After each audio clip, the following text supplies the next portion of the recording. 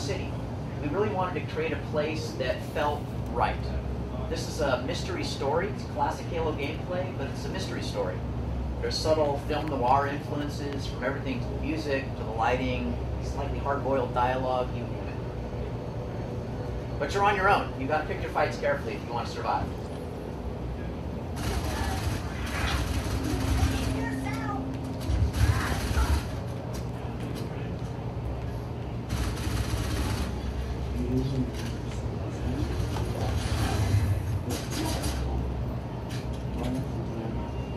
I'll push a little bit deeper here. Again, using the visor when you need to. There's no limit on it, no battery. Turn it on and off, however you want.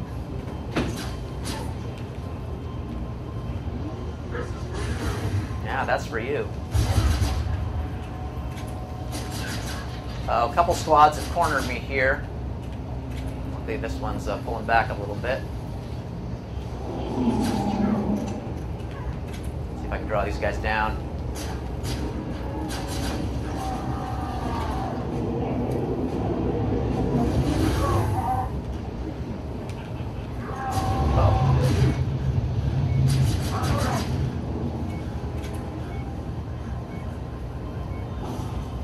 Now before I mentioned that I was alone in the city, but that's not strictly true.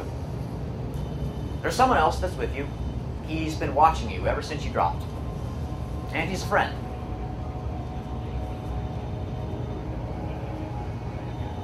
So if I turn my visor back on, I see an object that's useful. A phone, so I'll pick it up. This is the superintendent. The super.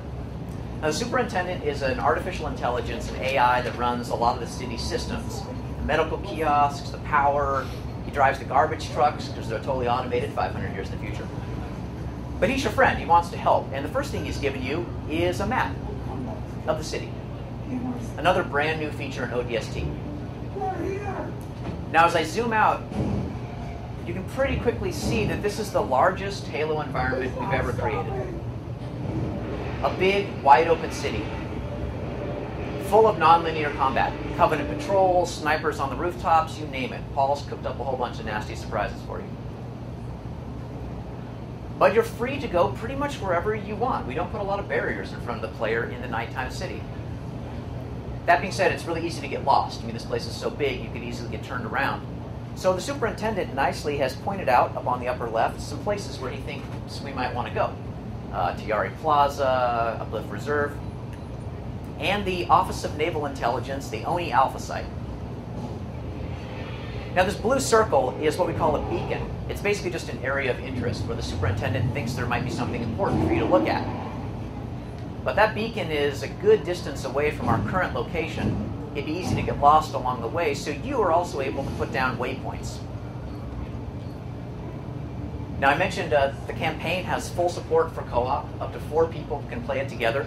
So you could have 4 ODSTs charging around the nighttime city. Everybody's able to place their own waypoints, and you can cycle back and forth between your buddies' waypoints.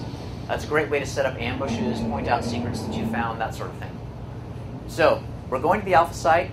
We've got a waypoint set. I'll shut the map down.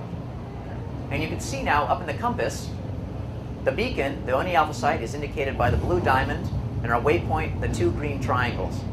And it has a distance to target information that changes as we move. They're going to reorient, so you always know which direction to go. And in case you get even more lost, well, the superintendent's smart. He's watching. He knows where you want to go, so he's going to help you out too. Sometimes in not so subtle ways. But signs are just the beginning of the ways that he can help you in the city.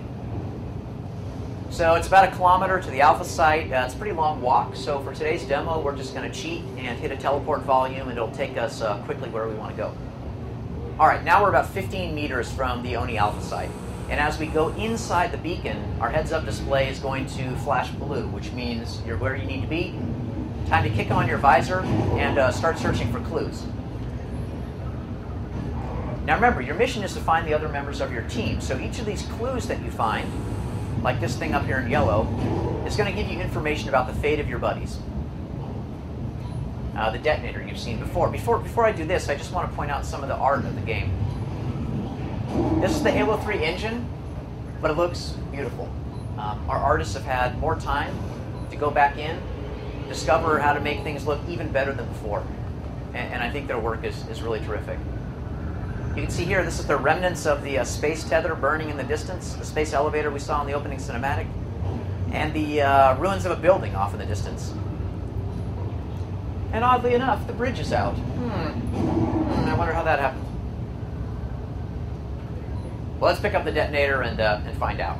So again, you're the rookie in the nighttime city looking for clues, like this one. Stand by to press the detonator. On my mark. We're way off course. We're heading exactly where I need to go. And each clue will remind you of a member of your team. In this case, Dutch, the red-haired guy with the skull and crossbones on his chest that gave you the SMG in the opening cinematic. That's Dutch. And throughout the game, you'll flash back to other ODSTs in your squad too.